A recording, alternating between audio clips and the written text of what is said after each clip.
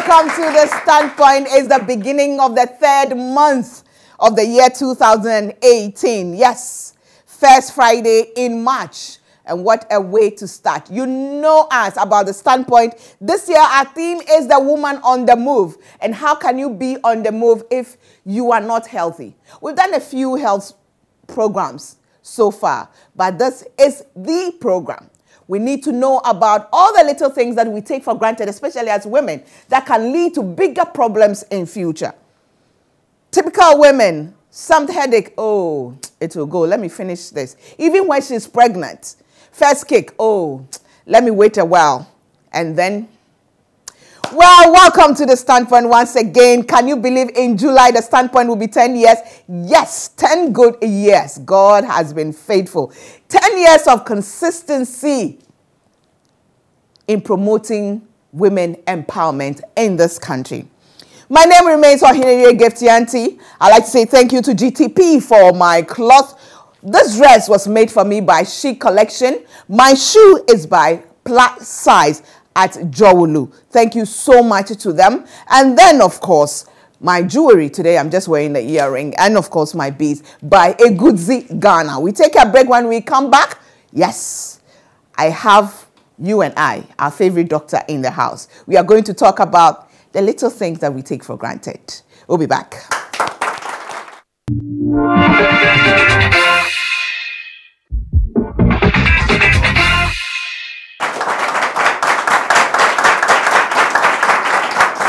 Hello again and welcome to the Standpoint. Today we are looking at the little things we take for granted that can lead to bigger problems in future for us as a women.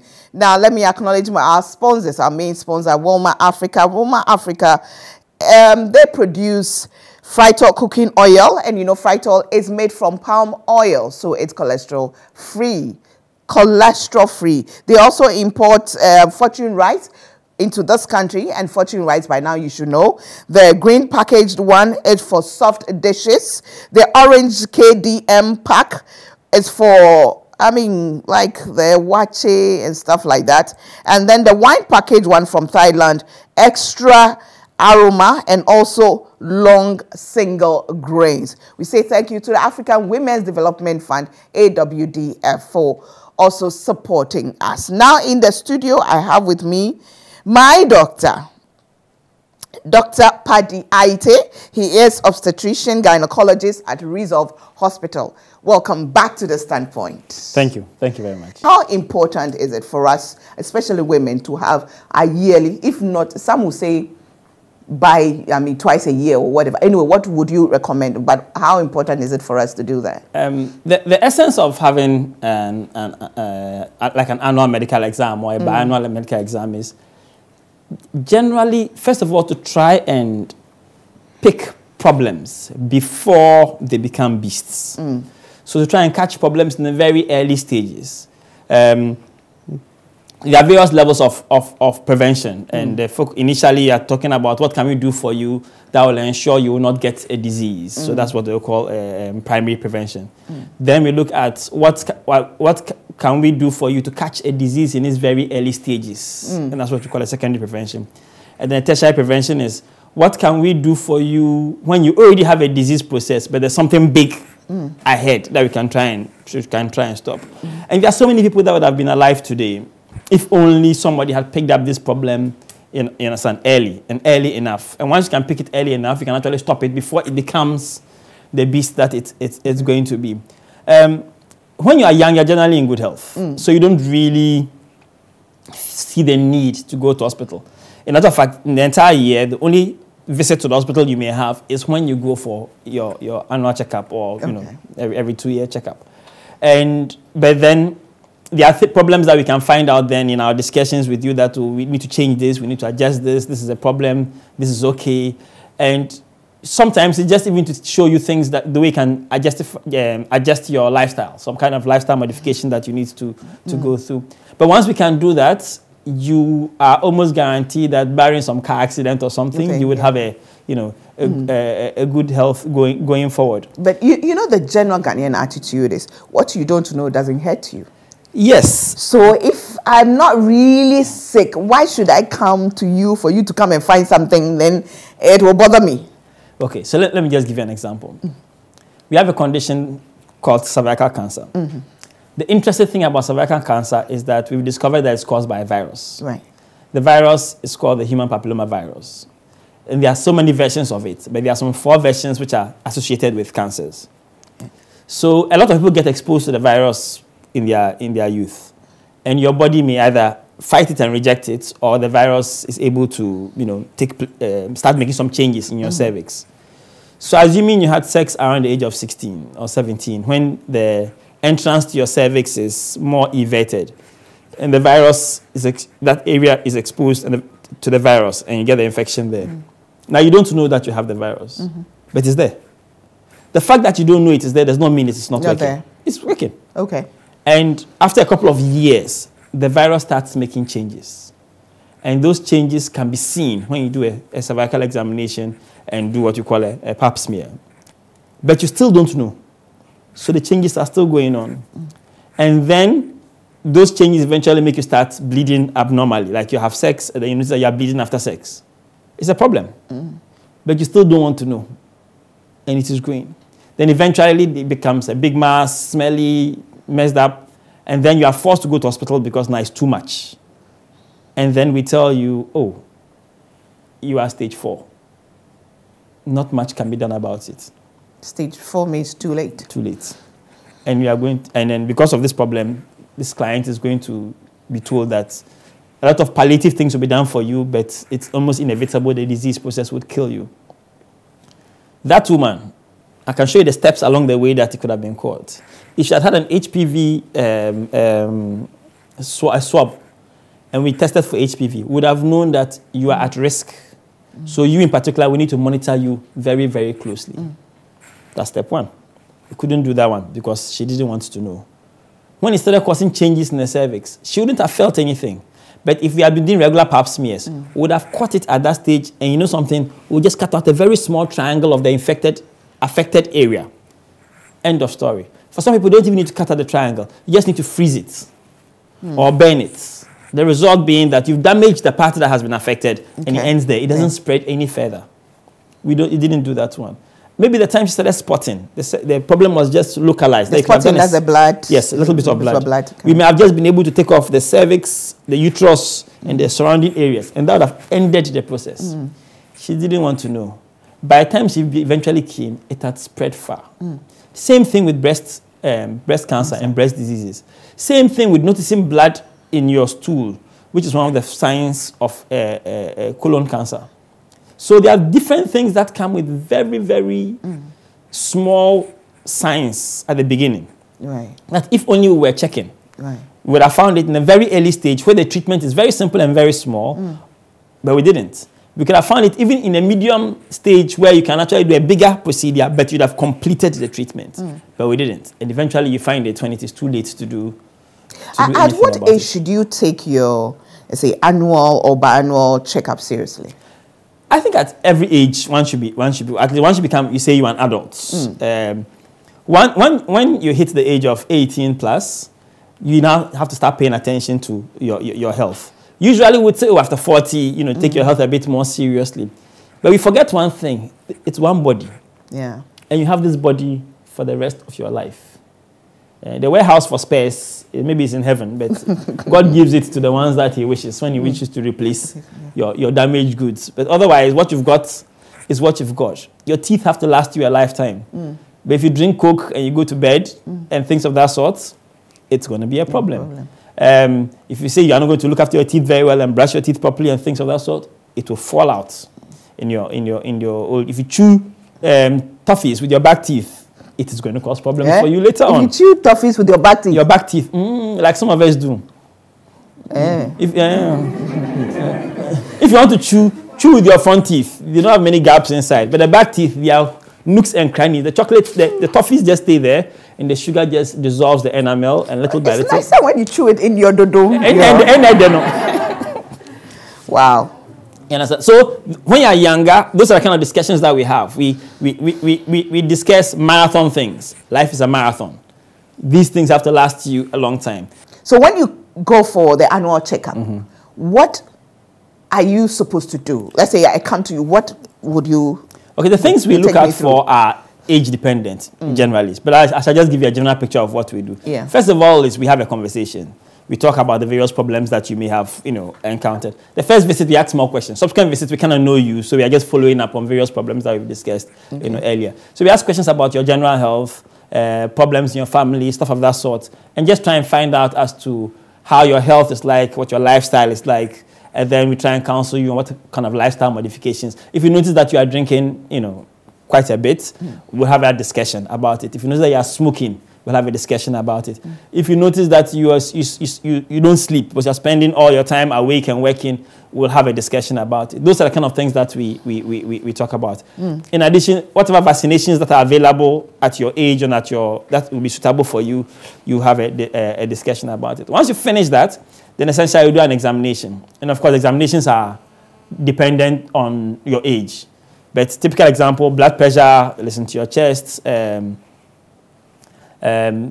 examination, a scan if we need to, breast examination, and then find out exactly is everything okay. If there's a man, you may do a prostate examination, you do a pelvic examination and a pelvic scan, and then you just do a general assessment. If you have other problems, we discuss them. I mean, sometimes we discuss people's sexual-related problems, depression, mental health.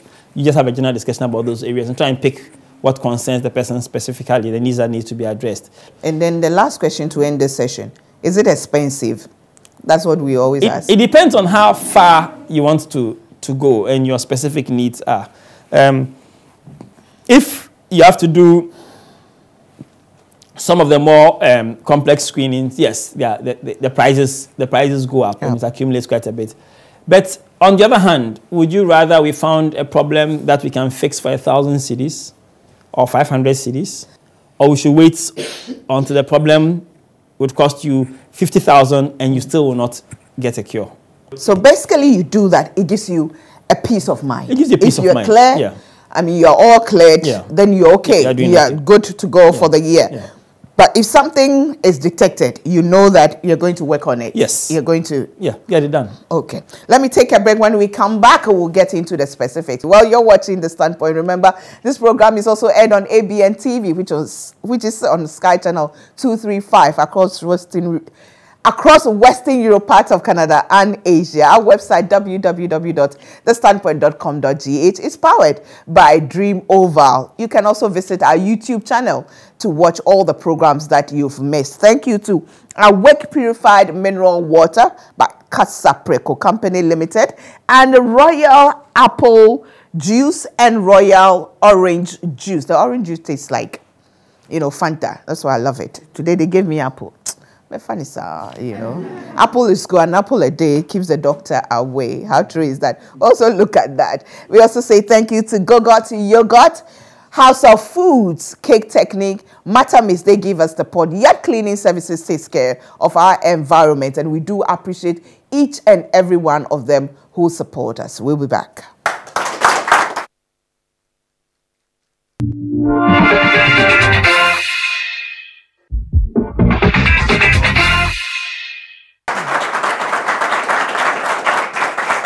Welcome back to The Standpoint. Yes, I think I've described what we're talking about today, but I haven't given you the topic. The topic is your health, your life. And I have with me in the studio Dr. Paddy Aite, who is an obstetrician gynecologist and, of course, the boss at Resolve Hospital.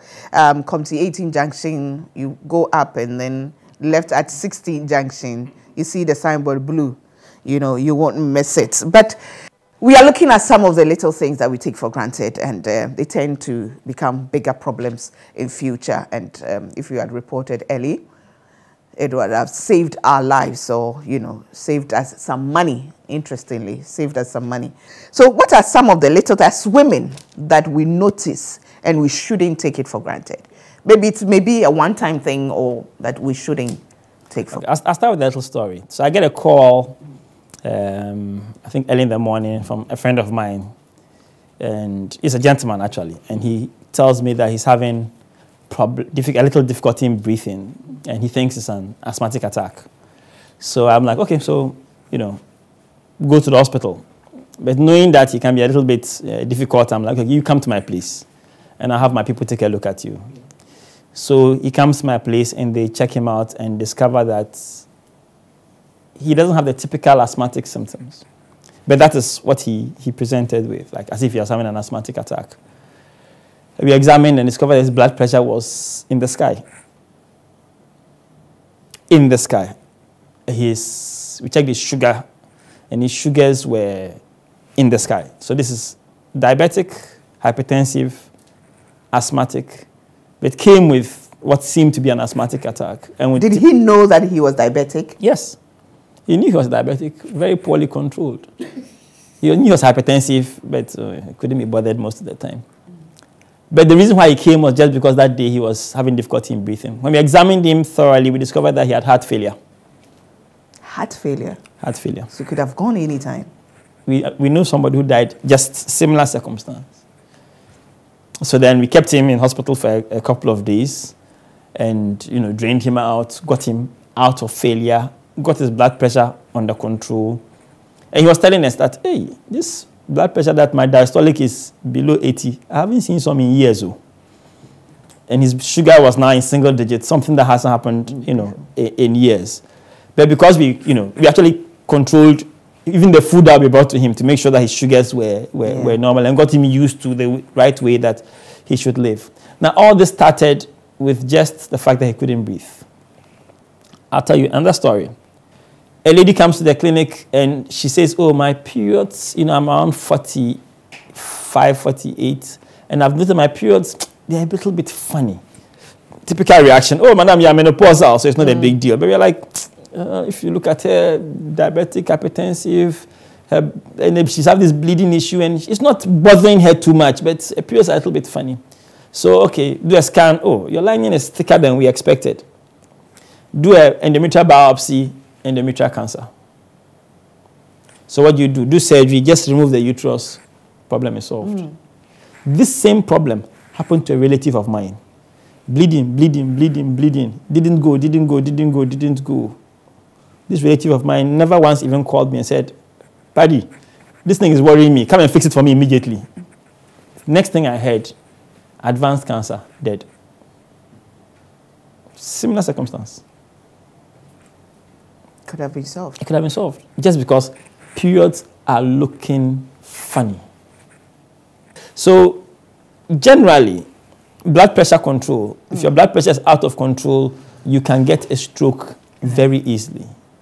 Very, very easily. You can get heart failure and you can go blind. If you have diabetes and your sugar is out of control, same problems. But the thing about diabetes is that it makes things even worse for your kidneys. So hypertension and diabetes are terrible for kidneys. Your kidneys will fail. And if your kidneys fail, I'm sorry, you are dead. If your kidneys fail, you are dead. You are dead. What about STIs and STDs? How do you pick up the signs? When you have painful urination, for a man, for instance, we think of urinary tract infections, but we also think of STIs, especially. When you have, and in a man, if you don't treat it early, it closes your urethra. And then you have scars inside there, and before you are aware, urination becomes a problem. For women, it doesn't, it may affect that part, but it affects a different part. But if you have a discharge and we test it and it's an STI, we give you treatment and it goes away. The one that is worrying is one we call chlamydia. Chlamydia does not... And by the way, those of you who don't know STI is sexually transmitted infections. Yeah. We're talking about chlamydia. Chlamydia does not give signs and wonders. It just destroys your tubes. Nicely, quietly destroys your tubes.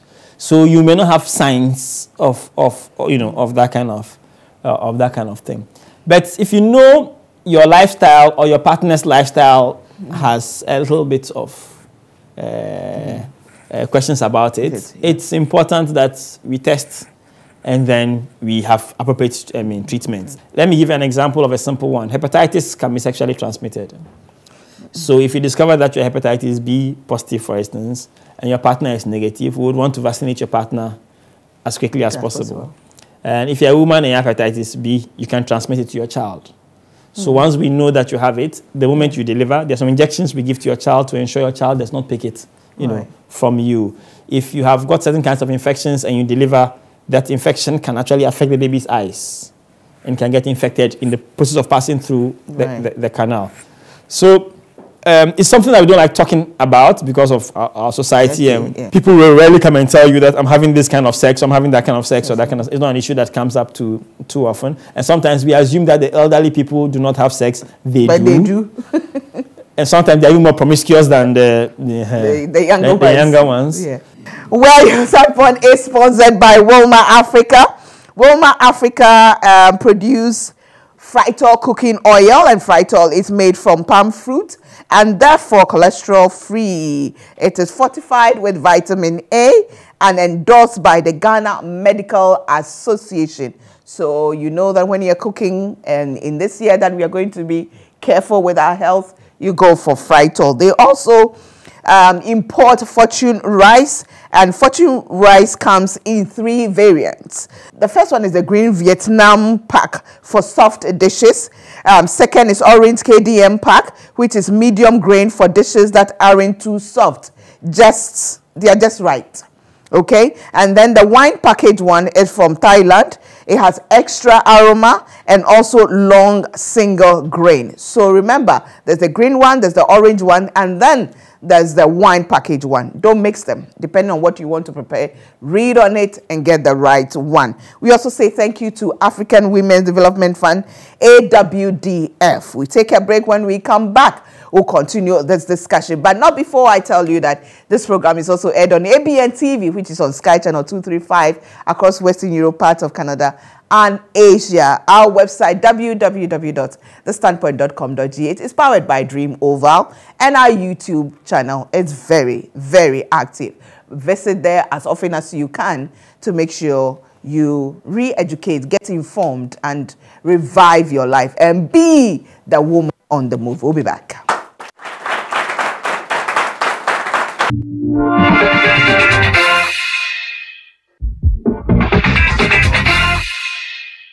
Well, welcome back. You're still watching The Standpoint, and I still have with me in the studio Dr. Paddy Aite. He is an obstetrician gynecologist at Resolve Hospital. Let me say thank you to Paba Cosmetics. They give us the makeup product, and Makeup and More applies the makeup for us. We are supported by House of Foods. Auntie Vera, people don't understand why I keep mentioning her name. She is an angel, I'm telling you. I mean, she is one of my guardian angels. She's a blessing to me. So thank you very much, House of Foods. Thank you, Cake Technique. She is also a super amazing supporter of The Standpoint. I mean, they just do it out of their hearts, and we are so grateful to them.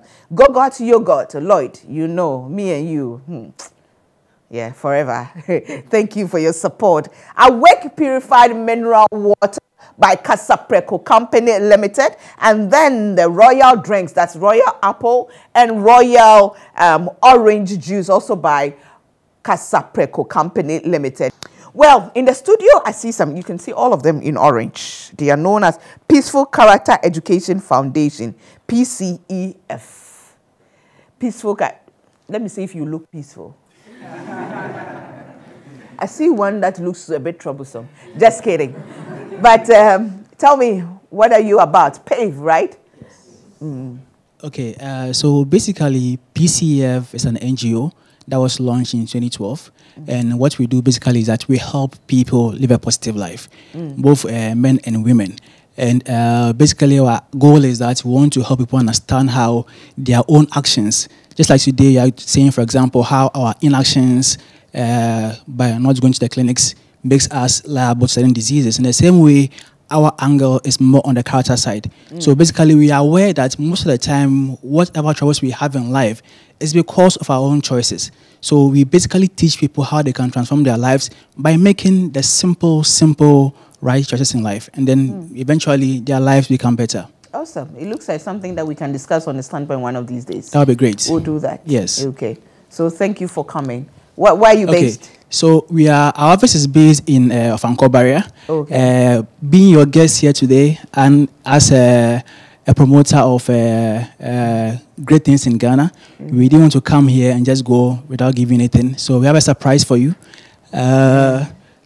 Basically, what we teach is about character. Okay. So we thought it best to give you one of our books. In fact, 3 of them. Okay. This one is on the foundation of what we do. And basically, this is on self-control. Okay. And the program is called the Peaceful Solution Character Education Program. So on behalf... It's authored by the group? It's authored by one man in USA called Mr. Israel Hawkins. Okay. So basically, we want to surprise you today to let you understand what we are about. So next time when we can be able to discuss more of what we do. Thank you very much. I really appreciate it. Thank you. Thank you. Thank you very much. Thank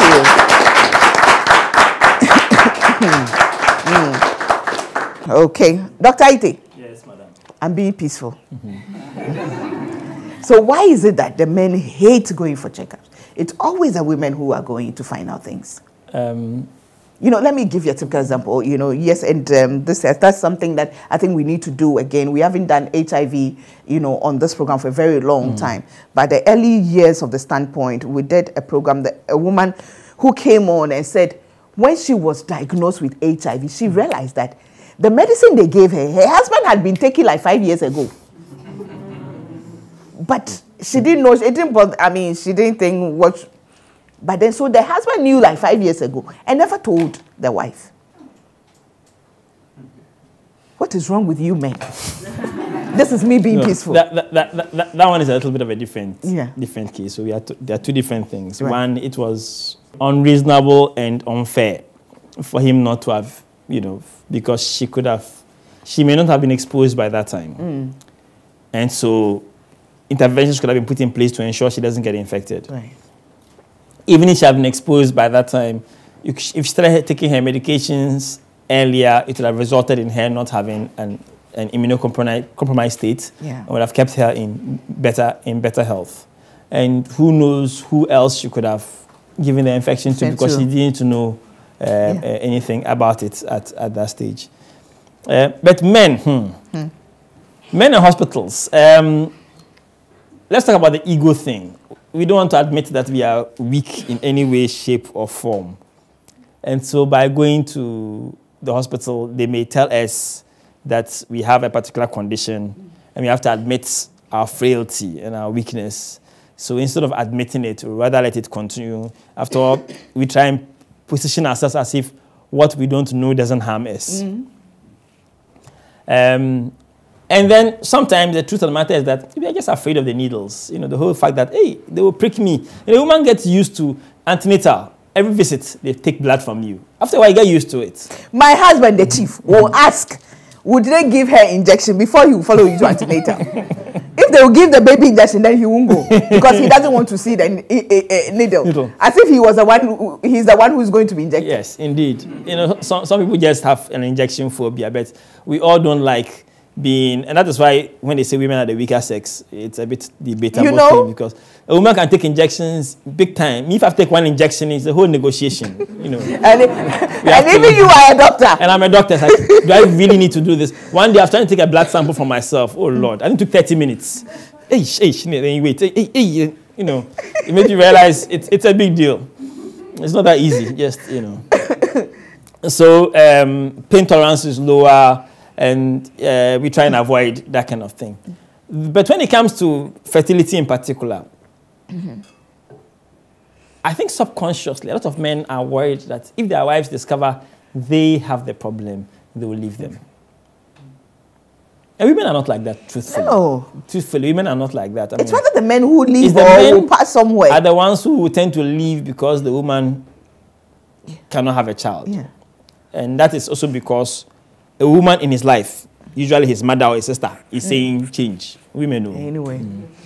But women tend not to say, I'm going to leave my husband because he's unable to produce enough sperm to father a child. But that whole ego thing, it's a big thing for the man to be able to there's a story I know about a couple who, the man had the problem.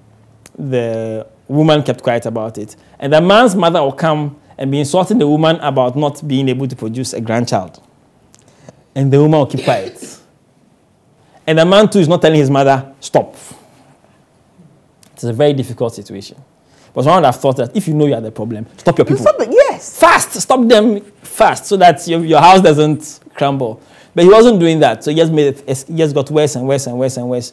Such things are definitely not going to end up well. So, and then unfortunately, like you said, if some girl appears and says she has a child for the man, then the man assumes he's okay. But I mean, we've met people who supposedly have children, and when he did a sperm count, it was 0. So there was no way. We don't know when it became 0. Whether it's a recent event or it is a long-standing event. We here? But that discussion, I think we left the room and left it to the big man to explain because we didn't want to be involved. To be part of it. But generally for men, it's a bit of a problem from an ego side, from a pain side. And we cannot believe that, oh, it's going to be okay. It's going to be okay. And eventually it is not okay. Okay. Eventually it is not okay. Okay. So do I have some question from the audience? Yes, okay. Is it right for someone to take medicine as a prophylaxis when you are actually not sick? Thank you. Well, it depends on what your situation is. We've discovered that prophylaxis? Prophylaxis means you are taking medication to prevent a certain thing from coming. Okay. So when you are pregnant, for instance, we give you anti-malarials, not because you've got malaria, but because malaria is a big deal in this part of the world when you are pregnant. So we give it to you so that in case you are getting malaria, the medication is already there to try and kill it. If you are doing surgery for you, you are not infected, but we give you antibiotics when we are doing the surgery so that when the infection wants to come, we are ahead of the curve. Okay. It's the kind of thing that we do. And yes, there are some prophylaxis that have been proven. I've given you 2 examples right now. Another one, for example, is aspirin. We found that aspirin makes the blood a little bit thinner and then ensures that you get blood going to the right places, but reduces your risks of clots and plaques and hypertensive-related disorders that come on later on, and strokes and that kind of stuff. So when you grow older, they say, well, take half a tablet of aspirin or 75 milligrams of aspirin every day because we know that it is going to reduce your risk of strokes and things of that sort. So depending on what the thing is or the problem is, some prophylaxis would work. We wouldn't say take paracetamol every day because it will give you liver problems. So you can't do that with paracetamol on a chronic large dose or large doses basis. But with some other medications, yes, prophylaxis it works. Yes, that one. You be the last person. He was talking about chlamydia. And chlamydia, do we have medicine that cure it, or there are medicine that suppress it? The objective is to treat the condition and for it to go. The challenge is that if we give you the right medication at the right doses, the infection will go. But the damage that has been caused is still there. It has been caused already. The damage has already been caused and it is still there. So the infection there, you can treat it, it will go. You've killed all the organisms. But the damage is still there. And the symptoms related to that damage is what you may still have. And we may need to do other procedures to try and get rid of it. In conclusion, Dr. Haite, your life, your health is your life. The little things that can grow or get bigger, become bigger problems in future. What's your general advice? We have but one life to live. And during that life, it is one body that we have. And your body, if you look after it well, will look after you well. If you don't look after it well, you end up becoming, if you have enough money, you become a bionic man.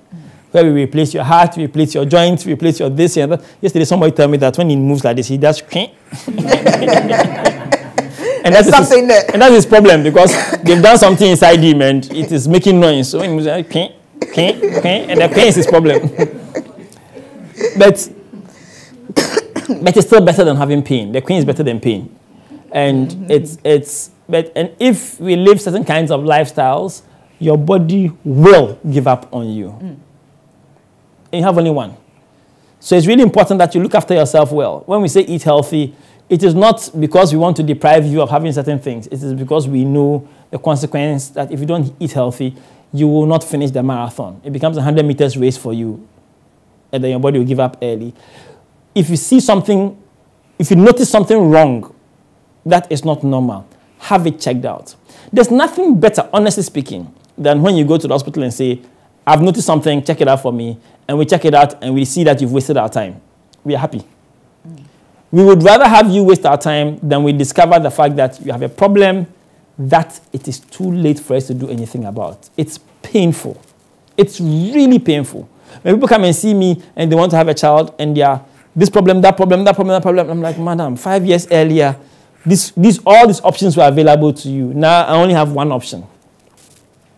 Why didn't you do something about it 5 years earlier? Oh, I decided that I wasn't really keen anymore, but then I changed my mind and now I'm keen again. And it's frustrating. Or somebody comes with a disease condition that has become significantly advanced. If only we had paid attention to it a little bit earlier, we could have prevented it from getting, that far. I've had friends that have actually died because of something, and they even came relatively early. I have noticed this thing. You did everything that could be done, and they still passed on because at that time it was too far. So please, look after your body, look after your health, and sleep. During sleep is when your body repairs itself. That's walking about with 4 hours a day, you think you're wild. You're not wild. Your life is just finishing. Sleep. Get enough sleep. 6 to 8 hours is what we should be getting. When you wake up, your body has had a chance to repair itself and you're ready to face the new day, again. And God will be with us all. Amen to that.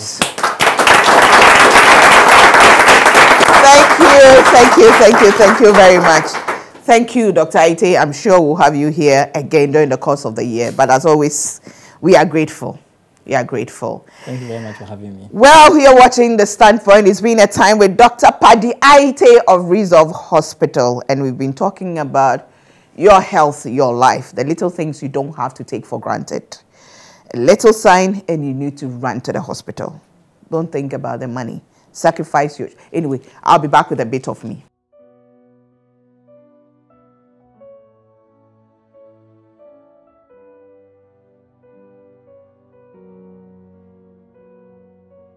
My dear one, the days of what you don't know doesn't hurt you are long gone. Oh, they are so yesterday, as they say. Because now, what you don't know can kill you. It can easily kill you. But when you know it, you take precautions. You protect yourself. You guard against certain things. So knowledge is power.